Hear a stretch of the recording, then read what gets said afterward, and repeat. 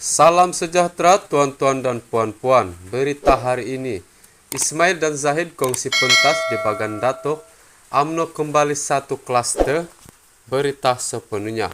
UMNO sebelum ini dilihat terpecah kepada dua kem, dengan satu kem diketuai Perdana Menteri sementara Ismail Sabri Yaakob dan satu lagi diketuai Presiden Parti Ahmad Zahid Hamidi.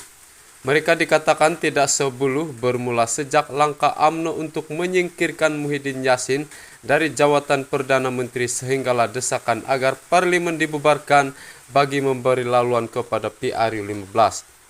Namun hari ini kedua-dua pemimpin itu akan membuat kemunculan bersama di sebuah program yang dinamakan Solidarity, Kestabilan dan Kemakmuran di Dewan Perdana Kompleks UMNO Bagan Datuk, Perak.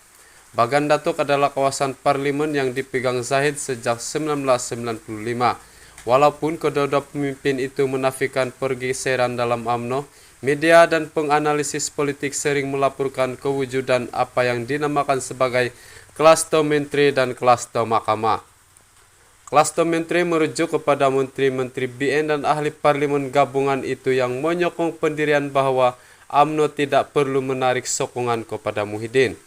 Klaster mahkamah pula adalah pemimpin-pemimpin UMNO menyokong desakan Zahid dan bekas Perdana Menteri Najib Abdul Razak untuk menarik balik sokongan kepada Muhyiddin serta PRU15 perlu diadakan pada tahun ini. Kemuncak pergeseran antara dua klaster tersebut adalah pada Agustus 2021 di mana seramai 31 ahli parlimen BN termasuk Ismail Sabri secara terbuka menolak keputusan Majelis Kerja Tertinggi MKT UMNO yang membuat keputusan untuk menarik sokongan kepada Muhyiddin. Namun ia tetap berlaku dan Ismail Sabri yang merupakan naib presiden UMNO mendapat majority untuk menjadi Perdana Menteri yang baru. Ia merupakan kali pertama pentadbiran BN tidak diketuai oleh Presiden UMNO. Pergeseran berlanjutan sehinggalah ketika taklimat khas berkenan pemenjaraan Najib pada 27 Agustus lalu, sorakan Bu kedengaran setiap kali nama Ismail Sabri yang tidak hadir disebut. Justru program hari ini dilihat sebagai usaha untuk memberi isyarat bahwa parti itu kembali menjadi satu pasukan dalam menghadapi PRU15.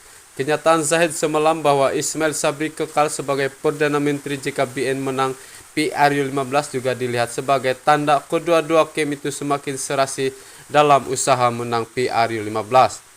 Namun tetap ada penganalisis politik yang berpendapat kedudukan Ismail Sabri sebagai poster boy BN bukan jaminan dia akan dilantik semula ke jawatan itu, sebaliknya menerima nasib sama dengan Hasni Muhammad.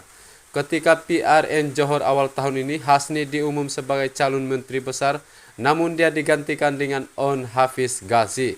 Pengumuman Zahid bahwa BN akan menampilkan 70% muka baru sebagai calon turut membangkitkan persoalan jika ada ahli parlimen yang dilihat sebagai penyokong Ismail Sabri akan digugurkan. Apa-apapun persoalan ini akan terjawab dalam masa beberapa hari lagi selepas BN memuktamadkan senarai calonnya. Sekian laporan.